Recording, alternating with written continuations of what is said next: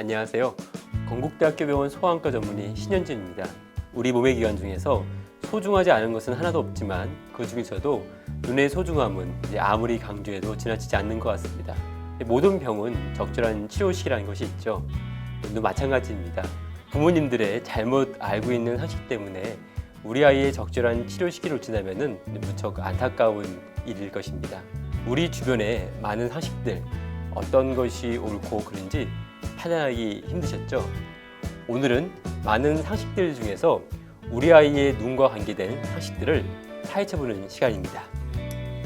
오늘의 주제는 잘못 알고 있는 소아안과 상식입니다. 아이들은 원래 사시다. 아이가 눈이 몰려 보인다고 해서 아이를 병원에 데리고 오시는 부모님 중에서 부모 본인들도 어렸을 때는 눈이 몰려 보인다는 이야기를 많이 들었다는 분들 계십니다. 아이의 할머니나 할아버지 같은 어르신들 중에서는 야, 원래 아이들은 다 눈이 몰려 보이는 거야. 너도 옛날에 그랬어 하면서 원래 아이들은 사시기 때문에 안과에 굳이 데려갈 필요가 없다는 분들도 계시죠. 과연 아기들은 원래 사실일까요?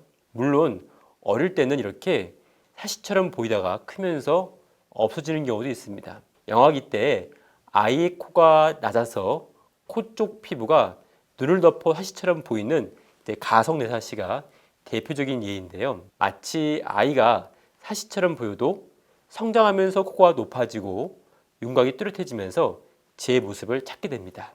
하지만 다 그런 것은 아니기 때문에 사시 여부를 정확히 알기 위해서는 안과에서 검진을 받아보는 것이 필수입니다. 그 이유는 검사 결과 정말 사시가 있다면 적절한 시기에 교정을 해줘야 하기 때문인데요.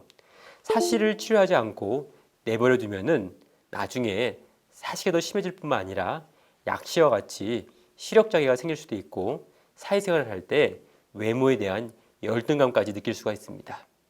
네, 사시가 있어도 표시가 잘 안 나면은 그냥 두어도 된다. 맞는 말일까요? 사실 실제 사시가 있지만은 표시가 잘 안 난다고 수술을 받지 않거나 그냥 두고 보는 분들도 계십니다. 하지만 사시는 기본적으로 진행하는 병이기 때문에 치료를 하지 않고 그냥 두는 경우에는 더 심해질 수가 있죠. 사실 우리나라에서 가장 흔한 간헐 외사시의 경우 눈이 아이가 피곤할 때나 이제 멍하니 있을 때 간헐적으로 눈이 귀 쪽으로 돌아나가는 것을 부모님들이 발견하게 됩니다.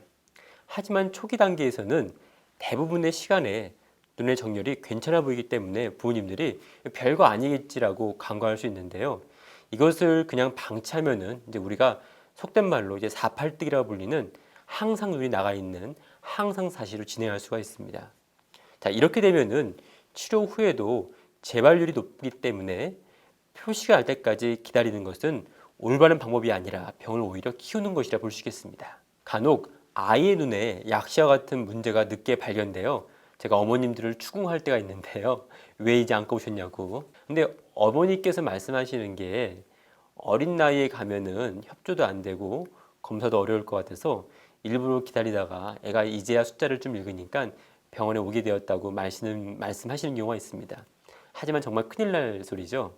왜냐면은 시세포라는 것은 생후 이후에 급격히 발달하다가 점차 발달 속도가 느려지는 양상을 보입니다. 초등학생 무렵이면은 이미 어느 정도 시력이 발달에 끝난 상태, 이루어진 상태죠. 때문에 시력은 물론 선천적인 이상 여부도 늦게 발견할수록 그 예후가 좋지 않다고 할 수 있습니다. 가령 초등학교에 들어간 이후에 심한 굴절 이상이나 약시, 또 선천 백내장 같은 그런 눈의 이상이 발견된 경우에 정상적인 시력 회복을 기대하기 어려운 경우가 많습니다. 안과 검진을 빨리 하면 빨리 할수록 좋고요. 출생 후 기본적인 눈 검사를 받은 후 늦어도 만 3세 전까지는 한 번 더 추가 검사를 받는 것이 좋습니다. 속눈썹이 찌르면 뽑는 것이 좋다. 자, 가끔 보면은 우리 아이들이 눈을 자꾸 비비고 눈곱이 껴가지고 안과에 어머니들이 아이들을 데리고 오시는데요. 그 중에서 일부는 속눈썹이 눈동자를 자꾸 찔러서 눈을 비비는 경우를 보게 됩니다.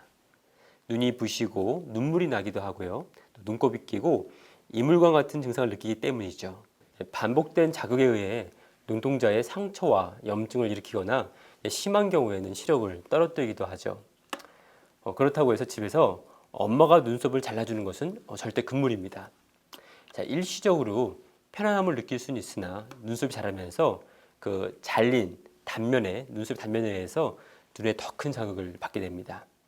심하지 않은 경우에는 아이가 성장하면서 되게 콧날이 서고 얼굴 윤곽선이 뚜렷해지면서 호전되는 경우가 있지만 코 쪽 눈썹이 많이 닿는 경우는 눈썹 찔림이 심해 각막염이나 결막염이 자주 생기기 때문에 또 빨리 치료를 받아야 됩니다. 만약 아이의 속눈썹이 눈동자를 자꾸 찔러서 눈을 자꾸 비빈다면은 만 3세까지는 안약 등으로 염증 부위를 치료하면서 경과를 지켜볼 수가 있겠죠. 수술은 만 3세가 넘어서도 눈썹의 대부분이 각막에다 각막이 심하게 손상되어 염증을 유발할 우려가 있는 경우나 햇빛을 보기 힘들거나 눈을 너무 심하게 비비는 경우에 시행하게 됩니다. 어두운 곳에서 책을 보면 눈이 나빠질 수 있다. 과연 그럴까요? 불빛이 굉장히 어두워서 만일 우리가 책을 30cm 거리까지 다가와서 이렇게 딱 붙어본다면은 모르겠지만은 현실적으로 그럴 일은 없겠죠. 실제 어두운 환경과 시력은 직접적인 연관은 없습니다. 만일 그렇다면은 옛날 어두운 호롱불 아래에서 책을 보던 우리 선조들은 모두 눈이 나빴겠죠.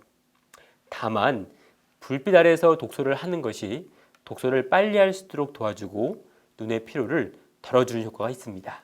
눈병이 있을 때 물로 눈을 씻어주면 좋다.